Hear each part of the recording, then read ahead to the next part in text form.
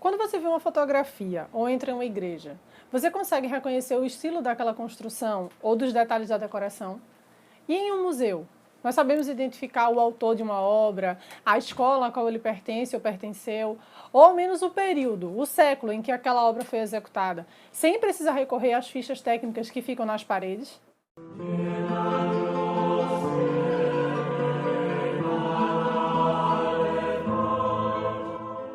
Para a maioria das pessoas, eu acho que essa ainda é uma atividade um tanto quanto difícil, ou pelo menos não tão fácil assim. E isso é muito natural nos dias de hoje, até porque envolve algum nível de conhecimento da história da arte que boa parte dos brasileiros, infelizmente, não encontrou no seu processo de educação. Claro que nem todos nós seremos especialistas em arte, história ou arquitetura, mas isso não quer dizer que não podemos aprender a identificar, pelo menos em linhas gerais, alguma composição renascentista em um quadro, um elemento barroco de um altar, as características dos arcos góticos, as diferenças entre os estilos de arte bizantina e de arte românica, ou mesmo os traços mais característicos da obra de um determinado artista. E por que saber isso é importante? Bem, eu já falei em outro vídeo aqui da parcela de racionalidade presente em toda a experiência estética. Nós apreciamos a beleza com muito mais profundidade quando vamos além das sensações mais imediatas que nos chegam primeiramente pela aparência. É preciso compreender aquilo que vemos de uma forma mais ampla. Podemos dizer que o estilo é um conjunto de características mais ou menos constantes e definidas que nos permite identificar e classificar as produções artísticas. Vários autores se dedicaram a esse campo de estudo, e alguns foram fundamentais para o nosso entendimento sobre a história da arte. Os estilos são expressões de um tempo, de uma localidade e até de um indivíduo. A época, a nação, os valores culturais, as crenças comuns, a disponibilidade de materiais, o acúmulo de soluções formais para representar alguma coisa e até o temperamento de um artista influenciam nos estilos. Eles são marcados tanto por questões históricas e sociais quanto por questões psicológicas.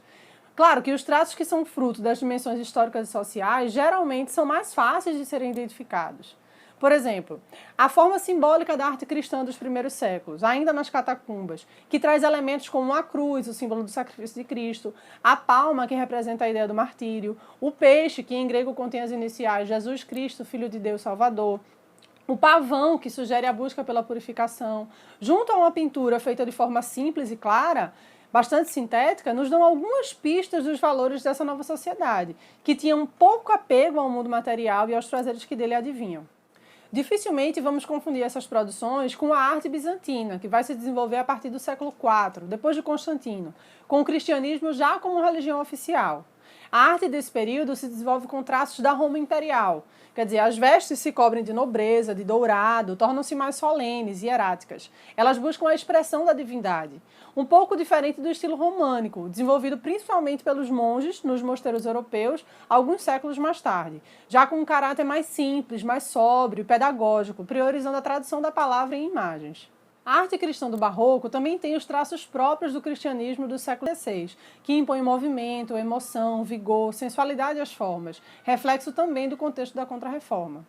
Os aspectos psicológicos se mostram de uma maneira um pouco mais sutis nas obras de arte, já que os elementos culturais tendem a padronizar em algum nível os grupos de artistas de determinadas escolas.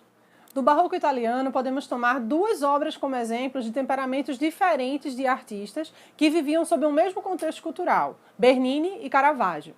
Os dois artistas trabalharam o jogo do claro-escuro, as expressões corporais, o movimento, a força.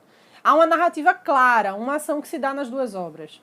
No entanto, Bernini é um artista que pinta mais com manchas do que Caravaggio. Em Caravaggio, vemos as linhas muito bem delimitadas. Nesse sentido, podemos dizer que o seu estilo é mais linear, enquanto que o de Bernini é mais pictórico. E o que dizer dos florentinos da Renascença, Rafael e Leonardo?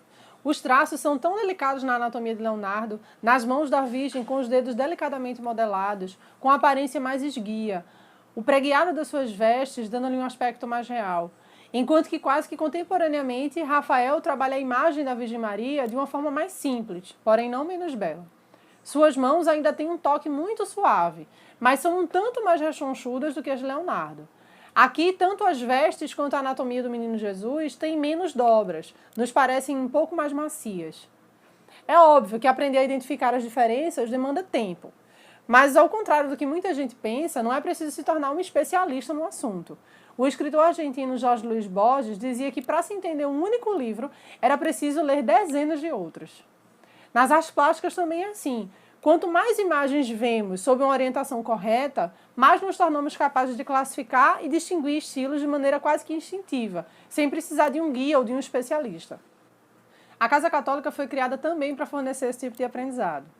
Então comentem aqui nos nossos vídeos, cliquem no gostei, compartilhem o nosso conteúdo com seus amigos. Se vocês ainda não se inscreveram, se inscrevam aqui embaixo e ativem o sininho para não perder os próximos vídeos. Eu sou Carla Rodrigues e espero que vocês tenham gostado dessa explicação.